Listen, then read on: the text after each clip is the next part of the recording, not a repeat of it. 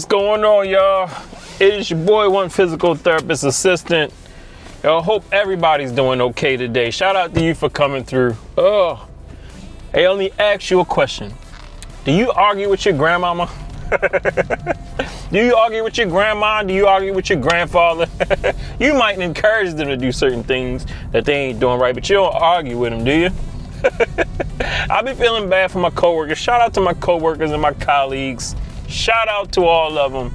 They try their best, but sometimes it's a little tough watching a young 28-year-old argue with a 78-year-old because the 78-year-old doesn't want to do what the 28-year-old wants him to do.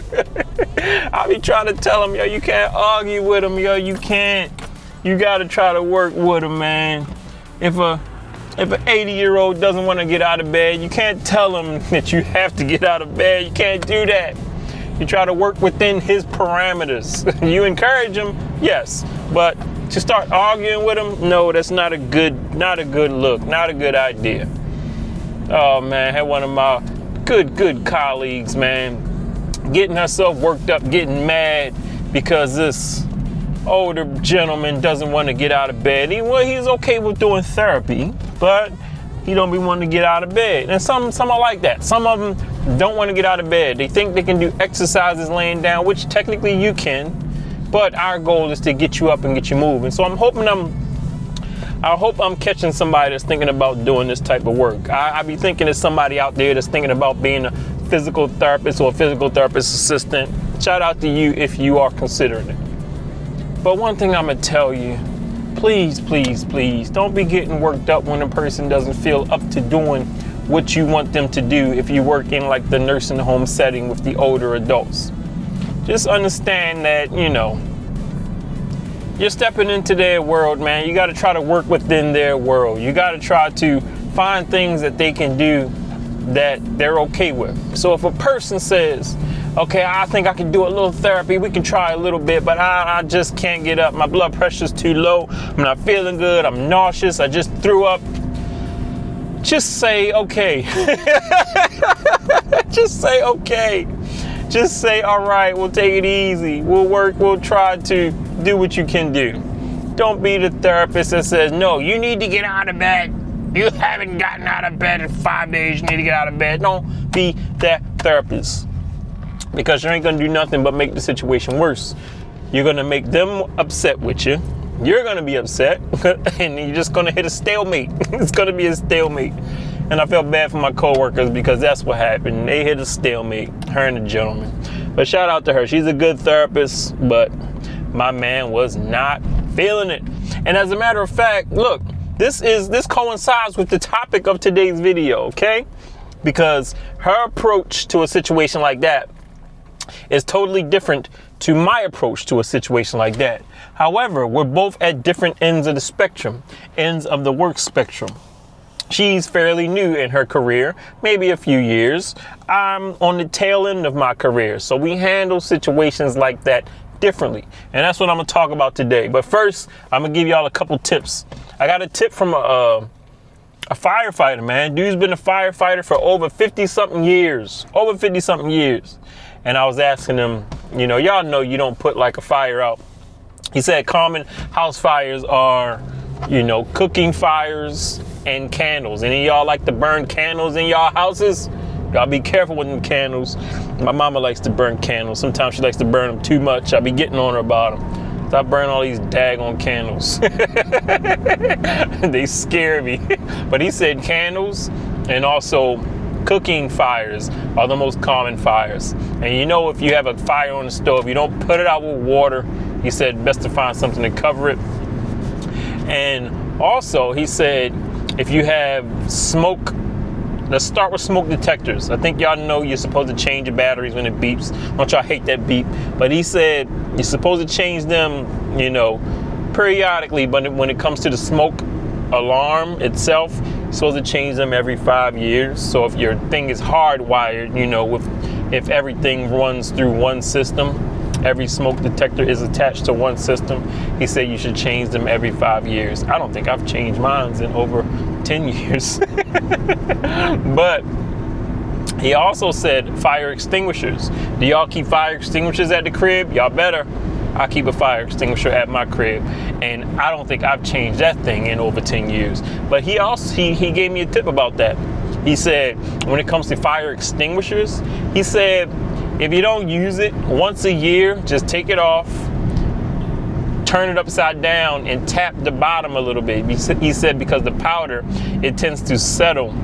That's why you're encouraged to replace it every few years. But he said you don't really have to do that. He said take it off, turn it upside down, and give the bottom a few taps to shake up some of that powder. So that's what I'm gonna do when I go home today. I'm gonna shake my fire extinguisher because I've had my fire extinguisher I don't know how long, and I've never taken it off the wall.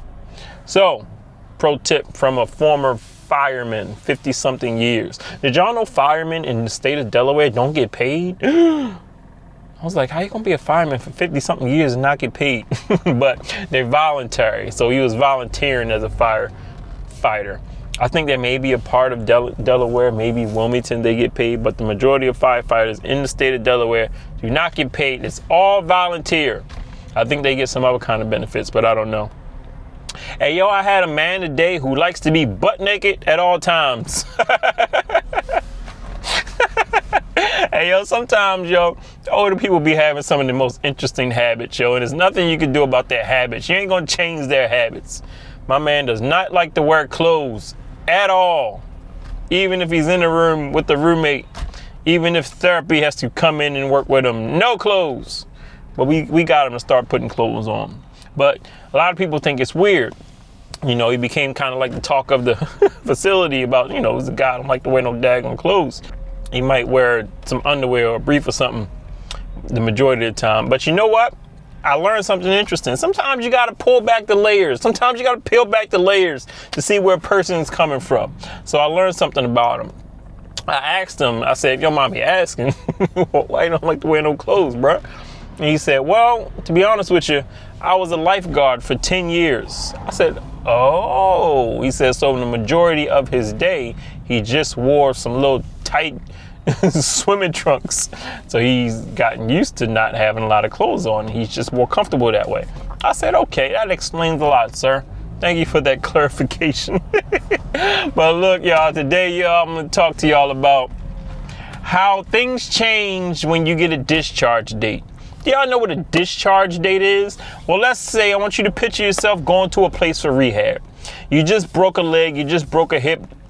You got to do a stint in a facility and hang out with a person like me. You got to do rehab. I'm going to come in your room and get you up and exercise, get you up and get you walking, get you stronger, get you back to maybe walking without a walker or a cane or whatever. Get you back to, you know, how you were doing before you broke your leg. All right? Now, getting close to that time, you may have meetings, you may have discussions with your family, discussions with therapy, discussions with nurses, discussions with everybody to determine a discharge date. That is the date in which you're going to go home. You're going to be released. You're going to be free and clear. You're going to be done with therapy. You've graduated. You've moved on. That's your discharge date. So as it gets close, we might set a date. Let's just say we might say, okay, we're going to set a discharge date for a week. You're going to go home in a week. Everybody agrees upon it. Family is notified. You're notified. Everybody's on the same page. All is well. Well, something happens in that week. And that's what I want to talk to you about. I had a patient today who kind of touched on that week because he has a discharge date. Gentleman, cool guy, did really good in therapy. Now he has his discharge date set. But this thinking that he has, I can relate it to other instances in life as well. And I had him for therapy and we were cool, we were chilling. But I noticed he wasn't really into therapy. I mean, like I said, he participating, he's doing good, but I noticed he wasn't really into it. He was taking very, very long breaks. He was chilling more, and I'm okay with that. You know, you got your discharge date, you're doing really good. So technically you can kind of coast. But you know what he told me? He was like, you know what? there's been a lot going on in my mind. He just stopped to talk to me. He said, there's been a lot going on in my mind. I was like, well, hey, man, let me know. What's up? What's up? Tell me about it. He said, well, ever since I got this date, he said, I don't really want to do much therapy. I said, you know what I told him? I said, you know, sir, I completely understand. Because when you're in a nursing home, when you're in a place of rehab, especially after a traumatic event, and you start to get better, get your strength back, start to feel like your old self, all you can think about is going home for a lot of people. And then when you get notified, or when you get informed that you now have a day in which you can go home, your mind is going to focus completely on that day. As far as therapy goes, even though you're still going to have to do therapy until the day you're discharged, as far as therapy goes, therapy is not going to be on the highest priority. Now, some people, granted, some people have things that they really need to focus on. So some people will, look at that discharge date and be scared. We've seen this before. Have like a fear, anxiety, because they may not feel they're ready. Even though everybody has determined you are ready, some people may not feel they're ready. But every now and then I get a person who, just kind of, I'm not going to say they check out mentally, but they just kind of, it's kind of like, okay, what's the point of this? I think that's how my man was feeling. But let's go back to my coworker and me. All right, the coworker who's getting frustrated that the man doesn't want to do much therapy. She's like, oh, he don't want to get out of bed, doesn't want to do what I want him to do. She's getting frustrated. Now remember, she's at the beginning stages of her career. Now somebody like me, who also will hang out with that patient, and he'll tell me, I don't really feel like getting out of bed. I try to do a little bit while I'm here, but I don't really feel like getting out of bed. Now little old me,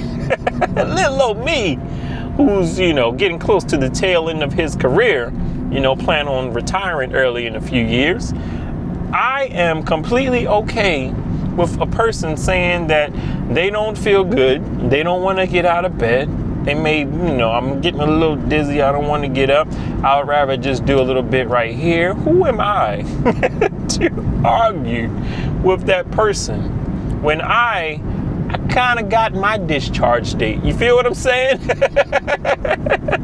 I kind of got my discharge date.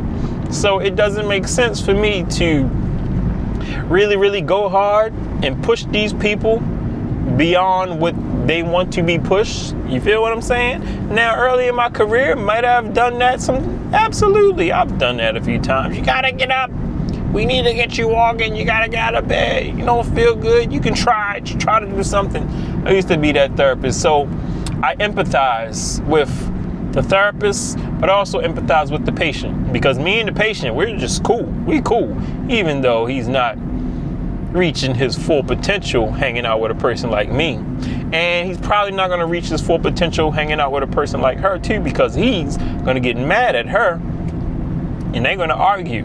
And then they're both going to be stressed. And then they're both going to be anxious about hanging out with each other. Do you feel what I'm saying? So I'm not saying either party is wrong or right. I'm not saying either method of mine and my coworkers is wrong or right. I'm just telling you that things change when you have a discharge date. Do any of y'all feel that way? Like, if you know you're getting close to the end of work, you think you're going to retire soon, and you're planning that out, are you going to really, really go hard at your job? Are you going to, I'm not saying you ain't going to do your job, but I'm saying, are you going to, argue and do all these extra things and really, really go hard? You feel what I'm saying? So that's what I learned today. I learned about discharge dates and how they can have an effect on the way you view things. I learned that from my patient, because he just sat there and told me. He's like, you know what? Me having this date, we were just chilling. We were sitting outside, actually, sitting in a wheelchair. We were doing some therapy. We were doing some stuff. We were doing some exercise. We were getting up and walking, But it wasn't like he usually does. So I could tell that he was a little bit, I thought something was wrong with him. But my man said, he said, I've just been thinking. He was like, I don't really want to do much anymore. And I said, I understand, buddy. I understand. And congratulations on your discharge date. You're going home soon. You're going home soon. So let me know, y'all, what y'all think about that. You know, do you have any things coming up that you look forward to where it changes the way you view certain things? I don't know. I think we're all wired that way. My man said he just wanted to chill, basically. Basically, he was saying he just wanted to chill. And to be honest with you, as I get close to retirement, I just want to chill too. I'm not saying I ain't gonna do my job. I still love my job, love having fun with the older generation. But I am not about to sit up and argue with any of them. If they are in the third and fourth quarters, and some of them in overtime of life, you're working with people in the third quarter, fourth quarter, and overtime. Some of them double, triple, quadruple overtime of life. Am I going to argue with them and try to tell them what they should be doing? No, I'm not that guy. I'm not that guy. I'm not that guy. But it's interesting to see your colleagues, you know, still do that and even get themselves worked up and stressed. So if you're thinking about doing this work, man, be careful with that. Be careful with that. You're not going to be able to just tell an older adult what they should and shouldn't be doing. You got to be a little more gentler than that. But anyway, y'all, it's just your boy, one physical therapist assistant, sharing my stories, sharing my lessons I learned. There's always lessons when you hang out with the older generation. So I appreciate y'all for coming through once again. As always, please feel free to drop any comments. Let me know how you feel about a situation like that. Drop any comments down. I love reading your comments. I appreciate you. As always, make sure you respect your elders. Respect your elders. Try your best to help people whenever you get a chance. And I will holler at y'all in the next video.